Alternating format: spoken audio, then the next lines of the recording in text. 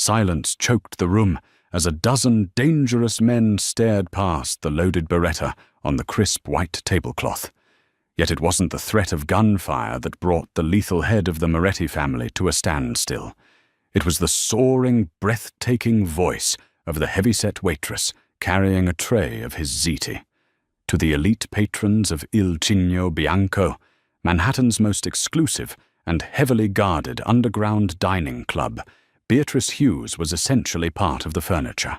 At 260 pounds, Beatrice was undeniably fat. She didn't possess the hourglass curves celebrated in magazines. She was thick-waisted, heavy-set, and forced to wear a custom-ordered black uniform that always felt too tight around her broad shoulders and heavy hips. In a restaurant where the rest of the waitstaff looked like they had just walked off a Milan runway, Beatrice was the glaring, lumbering anomaly. But Beatrice didn't care about their whispers. She needed the tips. It was a stormy Tuesday night, and the VIP section was entirely closed off for one man, Domenico Moretti. Domenico wasn't just a businessman. He was the undisputed head of the Moretti crime syndicate. At 34, he was a terrifying figure of cold authority, known for his bespoke brioni, suits his razor-sharp jawline, and a reputation for ending lives with a mere nod. He was sitting at the head of the long mahogany table, flanked by his formidable underboss Lorenzo and several heavily armed associates who tried their best to blend in with the high society decor. Domenico was a man of refined, obsessive tastes. He despised vulgarity, demanded perfection, and harbored a deep, almost religious reverence for classical music.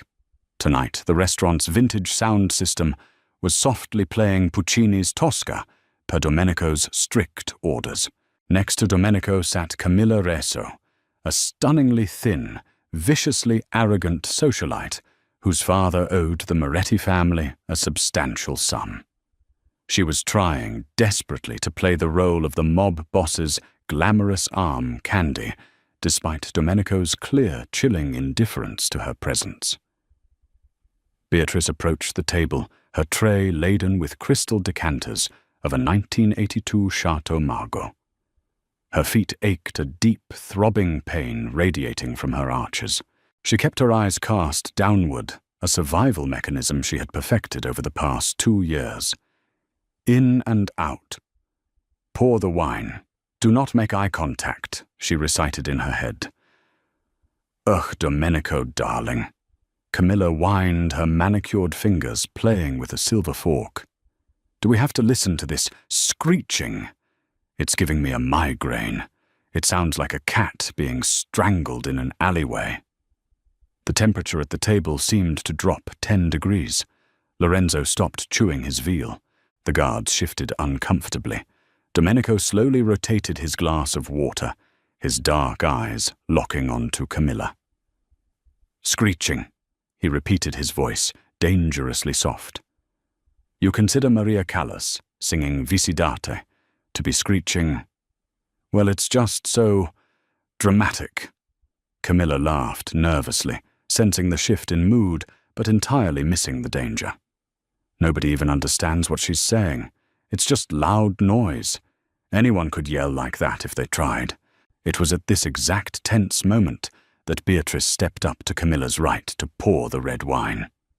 As she tipped the heavy crystal decanter, Camilla, frustrated by Domenico's cold stare, suddenly threw her hands up in an exasperated gesture. Her elbow cracked hard against Beatrice's thick waist. The heavy decanter slipped. A splash of dark red wine slashed across the stark white tablecloth, a few drops catching the edge of Camilla's silk Prada dress. Watch it, you clumsy cow, Camilla shrieked, jumping up so fast her chair tipped over. She glared at Beatrice, her face contorted with disgust. Look at her. She's too fat to even navigate the space between the chairs. Domenico, they shouldn't let people of her size work in a place like this. It's unappetizing. Beatrice froze. The familiar sting of humiliation burned the back of her throat, but she swallowed it down, bowing her head. "I am so sorry, Miss Resso. Sir, I will have this cleaned up immediately." She expected to be fired. She expected Lorenzo to drag her out by her hair. What she didn't expect was for Domenico Moretti to raise his hand, commanding total silence. Domenico didn't look at the spilled wine. He didn't look at Camilla's stained dress. He looked at Beatrice. He took in her trembling hands, her flushed, wide face, and the exhausted slump of her heavy shoulders. Then his gaze slowly dragged back to Camilla. "You disrespect the music. You disrespect my table," Domenico said, his voice a low, lethal hum. "And you claim that anyone could yell like Callus, that anyone could do it." "I just meant," Camilla stuttered, suddenly realizing she was in very deep water. Domenico reached inside his jacket. The entire room tensed. He withdrew a sleek, matte black Beretta, 92 FS, and placed it gently on the center of the wine-stained tablecloth. The dull clack of the metal against the wood underneath echoed in the silent dining room. "I am a betting man, Camilla." Domenico smirked a terrifying, humorless expression. He pointed a long, ringed finger directly at Beatrice. "You say anyone can do it, even this waitressing girl."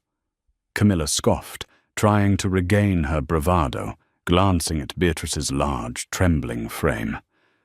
She looks like she'd lose her breath just climbing a flight of stairs. She couldn't sing a note.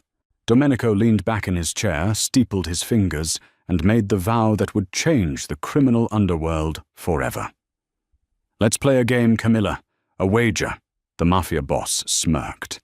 "If this waitress can sing this exact opera, Aria Visidate, flawlessly right here, right now, I will marry her." The silence in the VIP room was absolute, deafening. Even the background music seemed to have paused in terror. "Domenico, that's insane!" Camilla breathed, her face turning pale. "You can't be serious." "I am always serious," Domenico replied smoothly. He glanced at Lorenzo. "Lorenzo, if the waitress fails or refuses to sing, you will put a bullet in Camilla's right kneecap, a penalty for ruining my dinner and insulting my intelligence." Lorenzo didn't hesitate. He stood up, drawing his own weapon, his eyes dead, and focused on Camilla. The socialite began to hyperventilate, tears spilling over her mascara. Beatrice stood, paralyzed. Her heart hammered against her ribs like a trapped bird. Marry her. Shoot the socialite. The men in this room were monsters. They were treating human lives like casino chips. "Well, girl," Domenico prompted, his dark eyes piercing through Beatrice. "The lady's kneecap depends on your vocal cords. Or are you just going to stand there and let her bleed on my shoes?" Beatrice closed her eyes. The terror in her chest was overwhelming, but beneath it, a dormant spark began to ignite.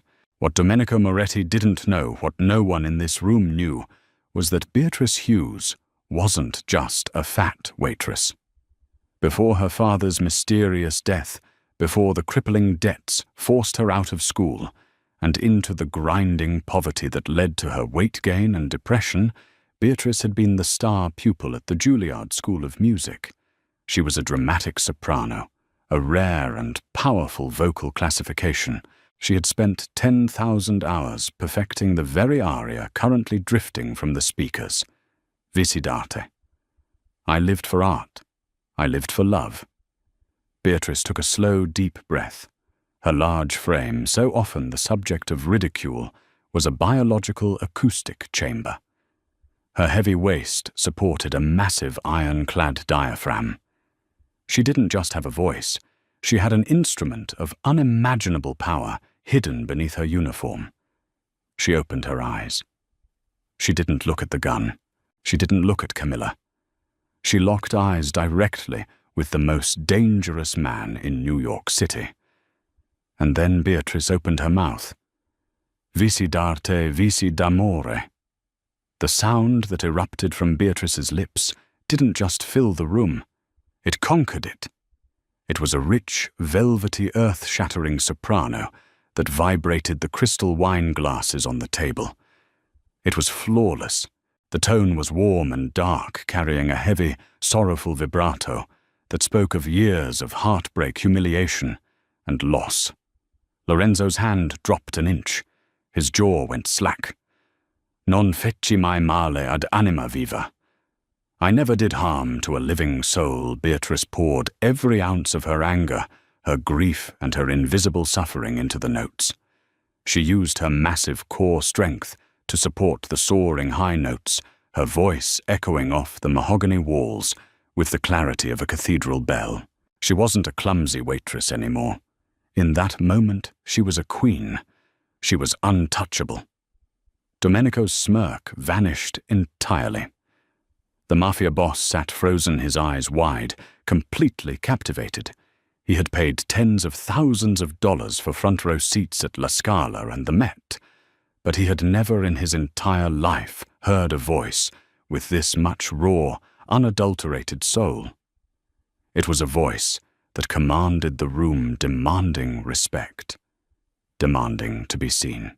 As Beatrice approached the climax of the aria, the notoriously difficult high B-flat, she didn't hold back. She unleashed a wave of sound so powerful, so pure and piercingly beautiful, that one of the bodyguards standing by the door visibly wiped a tear from his eye. Perché signore, perché me ne rimuneri così? Why, lord, why do you reward me? Thus she held the final note, letting it float and shimmer in the air, before slowly fading away into a pin-drop silence. Beatrice stood there, her chest heaving, sweat beading on her forehead, her hands clamped tightly together in front of her apron. Nobody moved. Nobody breathed. Camilla was sobbing quietly in her chair, a puddle of absolute shock. Slowly, deliberately, Domenico Moretti stood up. He pushed his chair back, the sound scraping loudly against the marble floor. He walked around the table, ignoring the spilled wine, ignoring the gun, and stopped mere inches from Beatrice. He was a tall man, but he looked at her, not with the disdain she was used to, but with total consuming awe. He reached out and gently took her trembling, calloused hand in his. "What is your name?" Domenico asked, his voice rough, completely stripped of its former coldness. "Beatrice," she whispered, her voice shaking. Domenico kissed the back of her hand, a deeply respectful old-world gesture that sent a shock-wave through the room. Lorenzo, he barked, not breaking eye contact with Beatrice. "Put the gun away, and get Camilla out of my sight. She is banned from this city." As Lorenzo dragged a hysterical Camilla out of the room, Domenico looked back at Beatrice, his dark eyes blazing with a terrifying intensity. "I am a man of my word. Beatrice," he said softly, his thumb tracing her knuckles, "pack your things. Quit this job. We have a wedding to plan." Beatrice stared up at him, her heart pounding a frantic rhythm. To the rest of the room it looked like a Cinderella story. The Mafia king claiming the peasant girl. But as Domenico turned to order his men to clear the room, Beatrice's terrified expression hardened into something cold and calculated. She looked down at the Mafia boss's hand holding hers. Phase 1 complete, she thought, her pulse steadying. "You don't recognize me, Domenico. You don't know that my mother's maiden name was Hughes, but my father was Anthony Romano, the man your father murdered 10 years ago. Marry me, Domenico. Let me into your home, because I am going to burn your entire empire to the ground." The transition from a crumbling, roach-infested studio in Queens to Domenico Moretti's sprawling fortified estate in Oyster Bay was enough to give anyone whiplash. For Beatrice, it was stepping into the belly of the beast. The mansion was a fortress of marble iron and centuries-old art perched on a cliff overlooking the churning Atlantic. It was beautiful, and it was a prison. In the first 2 weeks of their bizarre engagement, Beatrice braced herself for cruelty. She expected Domenico to parade her around as a joke, a grotesque trophy to prove his absolute eccentric power to his underlings. But the reality was far more disorienting. Domenico treated her with a terrifying, reverent devotion. He didn't try to change her. When Beatrice's assigned stylist, a notoriously snobby woman from Manhattan, attempted to force Beatrice into a corset, to cinch her waist and hide her bulk for the engagement party, Domenico walked into the dressing room and immediately fired the woman. He replaced her with Genevieve, an older French couturier who specialized in Renaissance silhouettes. "Do not hide her," Domenico had commanded, his dark eyes raking over Beatrice's heavy curves with a heat that made her breath catch. "She is not a waif to be starved. She is a queen. Drape her in silk. Frame her power." For the first time in her life, Beatrice looked in the mirror and didn't see a tragedy.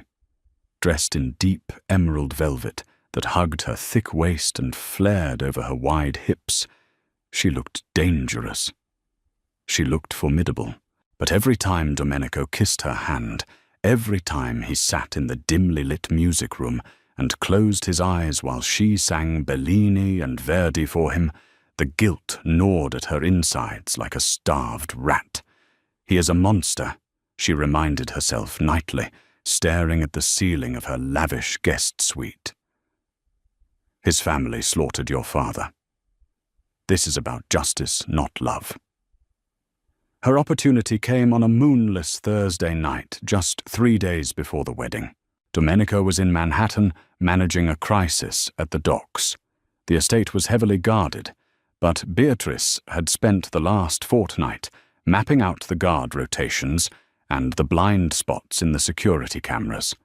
Her target was Domenico's private study, specifically the heavy iron safe hidden behind a massive portrait of his grandfather. She needed the Black Ledger. She needed written proof that the Morettis had ordered the hit on Anthony Romano to take over the unions 10 years ago. With that ledger, she could hand Domenico over to the feds and watch his empire crumble. At 2 a.m, dressed in a dark silk robe, Beatrice slipped barefoot down the grand staircase. Her large size, often a hindrance in tight spaces, gave her a solid, silent center of gravity. She moved like a shadow, slipping past the library and into the study. The room smelled of rich mahogany expensive scotch and Domenico's signature bergamot cologne. She approached the portrait, swung it open on its hidden hinges, and faced the digital keypad of the safe. She had been watching Domenico from the reflection of the study window for days. She punched in the code 192382, the date of his mother's death. The heavy locking mechanism clicked with a satisfying thud. Heart pounding, Beatrice pulled the heavy steel door open. Inside were stacks of bearer bonds, a velvet box containing what looked like diamonds, and at the very bottom, a stack of leather-bound dossiers. She pulled the bottom one out. It wasn't a ledger. It was a file thick with photographs and police reports. She opened it under the faint beam of her penlight. The name printed at the top of the first document made the blood freeze in her veins. Target Anthony Romano. Status deceased. Her hands shook violently as she flipped through the pages. Here it was. The proof. But as she looked at the surveillance photos stapled to the back of the file, her brow furrowed in deep confusion. The photos showed her father's warehouse on the night he died. But the men carrying the gasoline cans, the men walking away from the blaze, they weren't wearing the Moretti family crest. They were Lorenzo's men. And there, in a grainy, zoomed-in photograph, stood Lorenzo himself, handing a thick envelope of cash to a corrupt precinct captain. "Looking for something, little bird?" Beatrice jumped, dropping the file. The lights in the study blazed to life, blinding her. Standing in the doorway, a silencer-equipped pistol resting casually in his hand, was Lorenzo. His face was twisted into a cruel, triumphant sneer. I always knew there was something off about the fat waitress. Lorenzo purred, stepping into the room and closing the heavy oak doors behind him.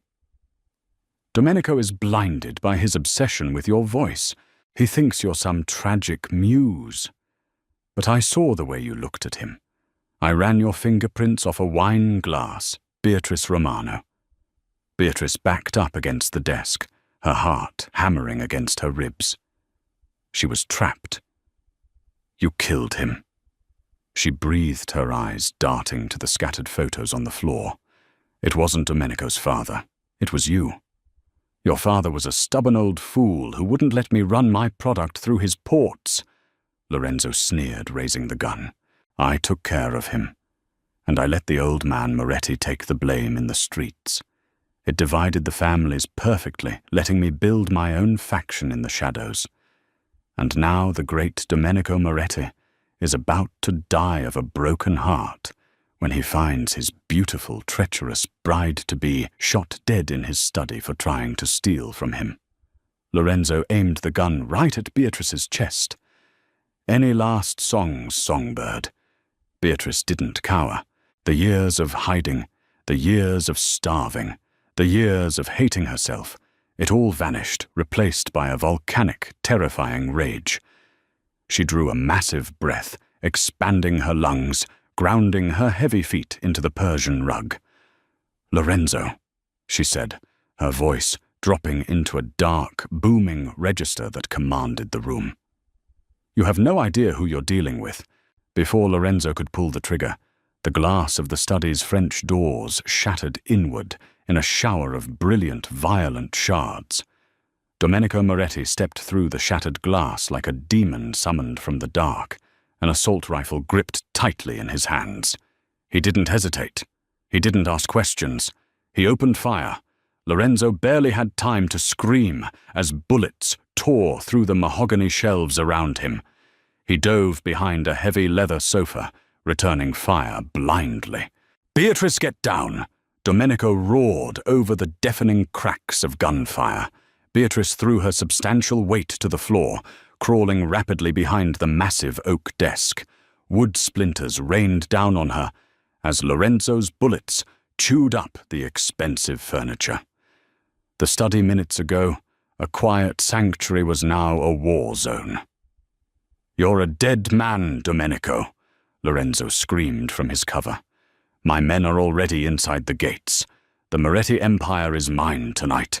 Domenico reloaded his weapon with chilling, practiced efficiency, his eyes locked on the space where Beatrice was hiding. "You overplayed your hand, Lorenzo," Domenico shouted back, his voice cutting through the chaos. "You think I didn't know? You think I let a random waitress serve me wine in my private club without running a background check on her first?" Beatrice froze behind the desk. He knew. "I've known who you were for 3 years, Beatrice. Oh." Domenico called out, his voice suddenly shifting to a tone of desperate, fierce protection. "I knew Lorenzo was staging a coup. I knew he was the one who murdered Anthony, but he had half my captains in his pocket. I couldn't move against him until he exposed himself. I had to bring you into my house to protect you, but I had to make him think it was my weakness." Tears pricked Beatrice's eyes. The restaurant, the spilled wine, the wager. It wasn't a psychotic whim. It was a calculated rescue mission. Domenico had used his own reputation as an obsessive music lover to pull her out of the slums and put her under his absolute protection. Suddenly, the study doors burst open. 3 of Lorenzo's heavily armed rogue guards flooded into the room. Domenico spun, taking down the first 2 with lethal precision, but the 3rd guard aimed a shotgun directly at Domenico's blind spot. Beatrice didn't think. She didn't calculate. The blood of a Mafia boss's daughter roared in her ears. She lunged from behind the desk. At 260 pounds, Beatrice was a force of nature. She tackled the 3rd guard just as he pulled the trigger. The shotgun blast went wild, blowing a hole in the ceiling as Beatrice's full heavy weight slammed into the man's ribs. The sickening crunch of bone echoed in the room. The guard collapsed under her, entirely incapacitated by the sheer force of her momentum and strength. She scrambled up her silk robe, torn her chest heaving just in time to see Lorenzo stand up from behind the sofa, aiming his silencer right at Domenico's back. "Domenico!" Beatrice screamed. She grabbed the closest thing to her, a heavy, solid, bronze statue of a rearing horse, off the desk and hurled it with the explosive power of a woman who had spent her life carrying the weight of the world. The bronze statue struck Lorenzo squarely in the side of the head with a sickening crack. He staggered sideways, his gun firing harmlessly into the floor, before collapsing onto the Persian rug, out cold, a dark pool of blood instantly blooming beneath him. Silence descended on the ruined study. The only sound was the howling wind blowing through the shattered French doors and the ragged breathing of the two survivors. Beatrice stood trembling amidst the wreckage. Her hands were covered in dust and blood. Domenico lowered his rifle. He stepped over the bodies, his eyes wide, completely overwhelmed by the sight of her. He didn't see a fat waitress. He didn't see a victim. He saw a Valkyrie. He saw a queen who had just saved his life. He dropped his weapon and closed the distance between them, wrapping his arms around her large, trembling frame. He buried his face in her neck, holding her so tightly she could feel the furious pounding of his heart against her chest. "You're safe," Domenico whispered, fiercely, his voice cracking. "It's over. Lorenzo's faction is dead." Beatrice pulled back slightly, looking up into his dark, desperate eyes. "You knew," she choked out. "You knew who I was. You knew I hated you. You brought me here anyway. I brought you here because I was supposed to protect your family." "Beatrice," Domenico said, cupping her face, his thumbs gently wiping away the soot and tears on her cheeks. "Your father and I had a secret alliance. Lorenzo found out. When Anthony died, I swore I would find you. I swore I would give you the empire you were owed." He looked at the destroyed room, then back to her, a small, genuine smile breaking through his hardened features. "I expected a terrified girl. I didn't expect a goddess with the voice of an angel and the right hook of a heavyweight champion." Beatrice let out a breathless, watery laugh, finally letting her heavy arms wrap around his waist. The hatred that had fueled her for a decade evaporated, replaced by a fiery, undeniable bond forged in blood and gunpowder. "We still have a wedding on Sunday," Domenico murmured, his lips brushing against hers. "If you still want to marry a monster." Beatrice pulled him down into a fierce, bruising kiss, her hands tangling in his dark hair. "I don't want a monster," she whispered against his mouth, her eyes flashing with dangerous newfound authority. "I want a partner, because from now on, Moretti, we run this city together." 3 days later, St. Patrick's Cathedral was sealed off from the public by a wall of heavily armed men in sharp suits. Inside, the organ roared, rattling the stained glass windows. The remaining captains of the Moretti syndicate stood in absolute terrified silence. They weren't just attending a wedding. They were witnessing a coronation. The cathedral doors swung open. Beatrice did not walk down the aisle in a subtle, quiet dress. She wore a massive, breathtaking gown of crimson and gold, a regal silhouette that celebrated her grand, imposing figure.